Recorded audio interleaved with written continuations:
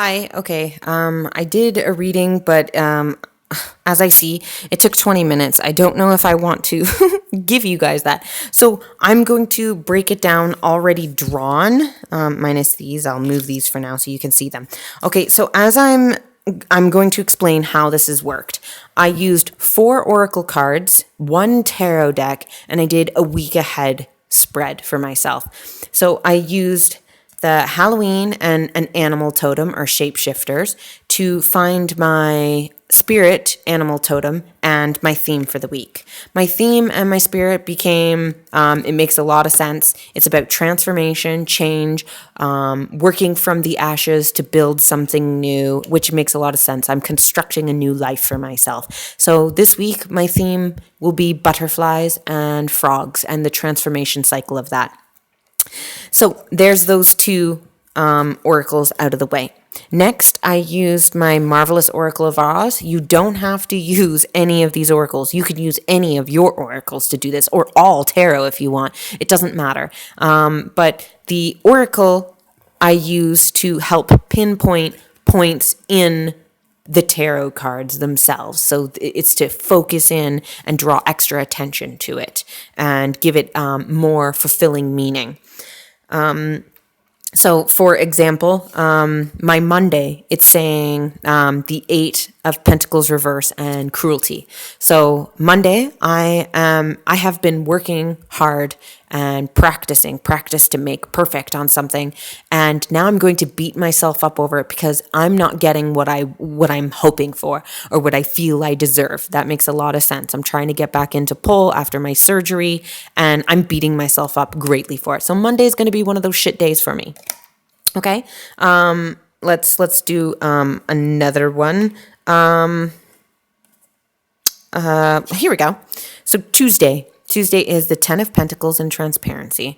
10 of Pentacles is about fulfillment, home, open heart, feeling that welcoming sensation. And I have transparency. Tuesday, something really, really great is going to happen. And I'm going to be so elated that I'm going to want to show everybody. I'm going to be very transparent, and it's going to flourish. I'm going to just explode and show everybody. So that's how these cards work. Again, let's do this. So this one was Sunday. Sunday will be strength and concealment. So strength is about having soft control. We can see that she has 2 faces here. We can see Yoda here. We can see a lion here. This day, I am going to control my children without them realizing it. I'm going to be leading them into their cage without realizing. Oh, have you already made your lunches for tomorrow for school? And making it seem like it's their idea to do things, and give voice to it. So I'm going to be controlling and hiding it so that my children learn to build their own key character traits. So that is what's going to be my Sunday. So just playing around with that, I went through my days and my week. Now, what I wanted to really show the most of, besides the fact that this is how I work my oracles, is the Lenormand. So I drew, I drew the ring as my first, second as star, third as sickle, fourth as grave, and fifth as tree. Now, I used the Lenormand at the end of it, and this is a key factor or a learning curve or a little secret fortune cookie at the end of my reading. So this is going to tell me something very key or important that I should focus or think about this week to either help me or to challenge me or to give me advice on. And so how Lenormand works is the central card is the main focus. All the other cards around it are building. They're building a sentence. They're building a story for you. It's not like tarot where each card is its own individual story, but tells its own picture. So the Lenormand, the ring is about commitment, partnership, long-standing connection. Stars is same thing about tarot. It's about hopes and dreams and promises when you wish upon a star. The sickle is about accidents. It's about making hasty decisions that are going to break you in some way. It's dangerous, right? My fourth card was grave. Grave makes a lot of sense. It's like the death card. It's ending, transformation, burying what you don't need, moving on from a situation, but there's hope there. And last but not least was the tree. The tree is about grounding, traditions, family building, changing of the seasons, strength, inner strength. So when I put all these cards together, a good idea is to take the first and the last, read them together. Middle and middle, read together. The central is my key focus though. I'm going to experience loss. I'm going to make a hasty decision or something like that. So let's put this together. So commitment and strong roots. So this week, my family and I are going to go through a regular routine that's going to not go through any significant issues.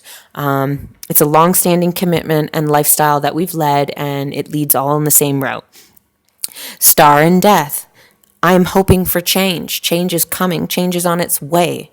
Does that mean it's good or positive? Who knows? I have to guide this though, right? Like it's a shooting star. I have to make this promise to myself. The sickle. So now let's do 1 and 2 together. So 1 and 2 is ring and star. So I am committing myself to a vow. I'm committing myself to a dream. Okay? So there's a little bit more information. Grave and tree. Again, there's that like change in there and everything like that. I'm going to kill off what isn't helping my roots grow. So hopefully I'm putting an end to bad habits. However, now let's read it as a whole with the loss. I am going to experience disappointment in a promise to myself. I am going to lose out on a goal and a commitment and a dream this week. I'm going to do something not so nice to myself. I'm going to hastily eat a half a dozen chocolate bars. I'm going to, make a promise to myself to every day stretch, and then I'm not going to and stuff. And then let's move on to this side. Well, I've promised myself that I was going to change and I was going to make myself stronger and give myself a better bond. And I'm going to break that promise this week. So all in all, I have some good family tides going on. I am going to be going through some changes. Unfortunately, my major focus for this week, I am going to feel some disappointment because I screwed myself over or because I've lied to my own personal dream. So I can take this as a fortune cookie and be like, I'm not going to do that. I'm going to stay completely committed and screw you card. Or I can go ahead and follow this path and take it as it is. Lastly, I like to keep my oracles upright position for the most part. Tarot is the only one that I usually allow to be switched and flipped up and down and stuff like that. So if one of my oracles happens to come in reverse, it's for a very specific meaning, and I leave it as it is. And I had one of those today. So that was just a last throw in there. So I hope you liked it. I hope this made a lot of sense. Let me know if you want me to do another reading similar to this and how I play with my oracles. And I hope you have a good night. Bye.